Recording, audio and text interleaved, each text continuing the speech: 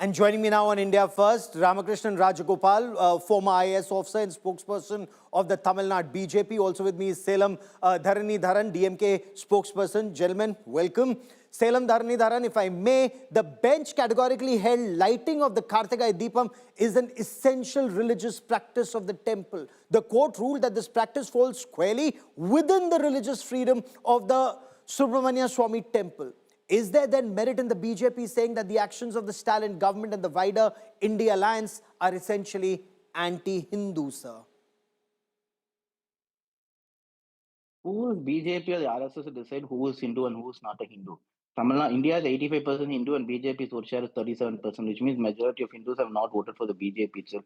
And secondly, if they stand alone, their vote share is less than 5% in Tamil Nadu, which is again more than 90% Hindu state, which means the majority of the Hindus voted for the DMK. So the question that BJP can call someone a Hindu or anti-Hindu is preposterous. DMK has done more for temple than anyone else have done. We have introduced people of all castes can become priests in Tamil Nadu by the DMK government. Pension for the priests, DMK government. 4,500 crores of temple land has been recovered, DMK government. This is an historical practice. For more than 100 years, the practice has been in Uchipilya temple, and the site is an example for the globe on religious harmony. At the foothills, there are Muslim brothers and Hindu brothers having their shops. When the Deepam is being lit in Uchipilya temple, Muslims also go, and the functions in Dargah, Hindu also go. It's an example to the world and the country on religious harmony. And the petitioner has a political motive because he's a politician, he's not a devotee. Right? He's from a Hindu Munnani. Or if Hindu Munnani is representing Hindus, then Hindus should have voted for them. They have their ideology in place.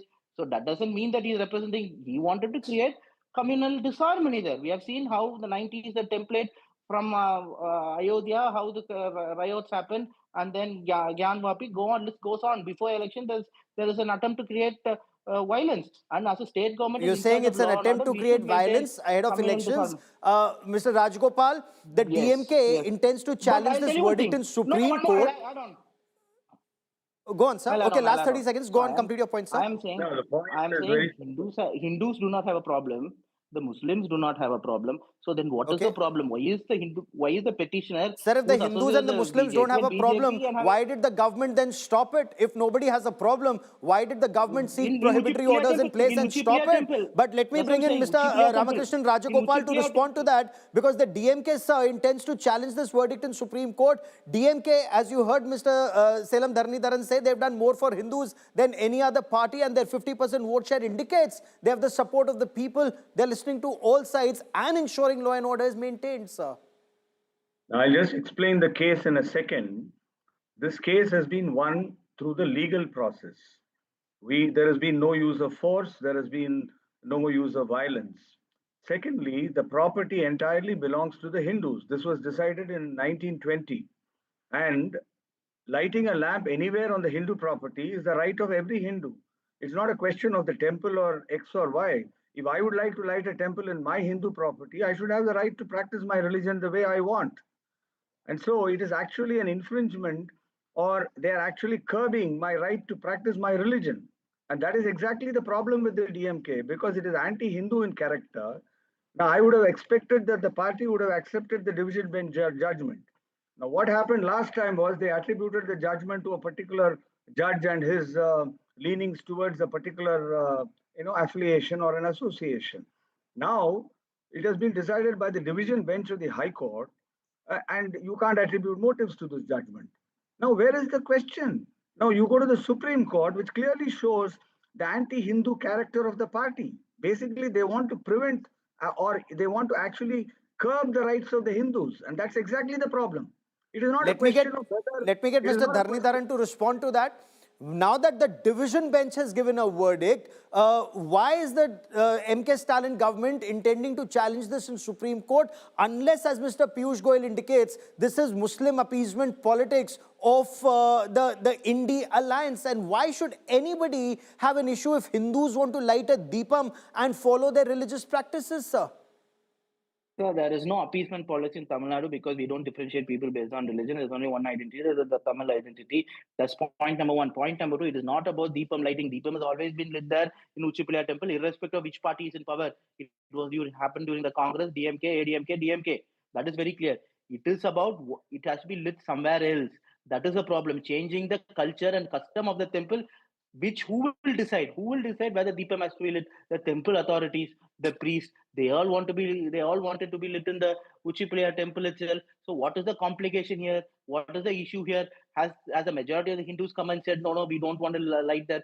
Two miscreants are the ones who want to do it, and BJP has taken up this issue because the election, they want to falsely claim that DMK is anti-Hindu because somehow we have given that authority falsely to the BJP that they represent the Hindus, which is in my opinion preposterous. BJP does not represent the Hindus. Hindus represent themselves. I am a Muruga devotee, so I wanted to be lit in Uchiplaya temple. Who is someone else? How is someone a superior Hindu to tell that I have to listen to him? You answer this Fair question enough, to me. but the How is court someone observed, a and let me superior just give Hindu? you court observation.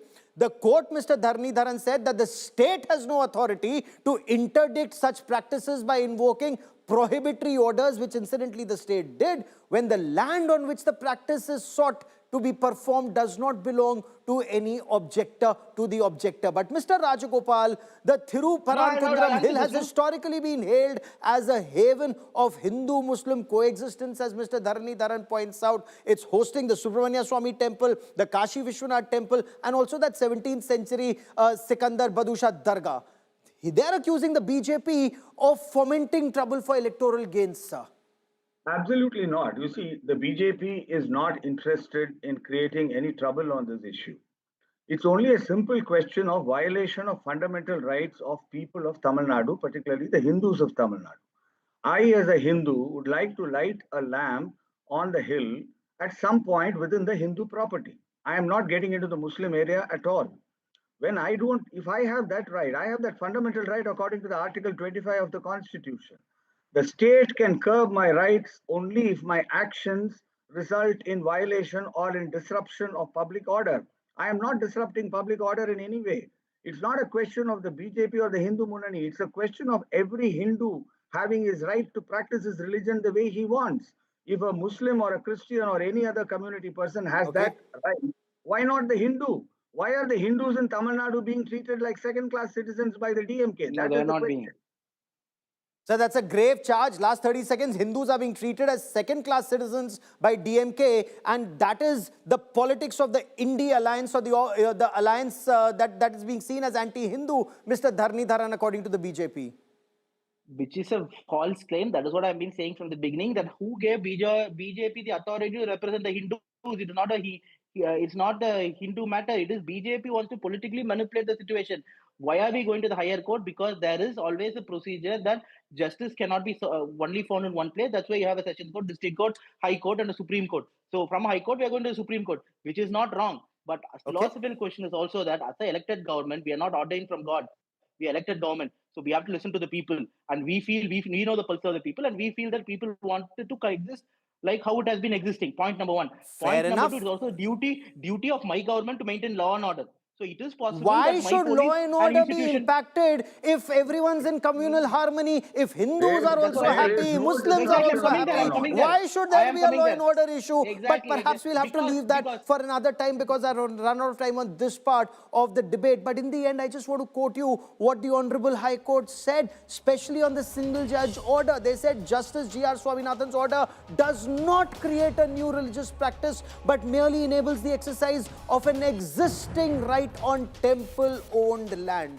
Why should there be a law and order issue if everyone's living in communal harmony? I will leave our viewers to give their opinion on that, and we'll track the story closely.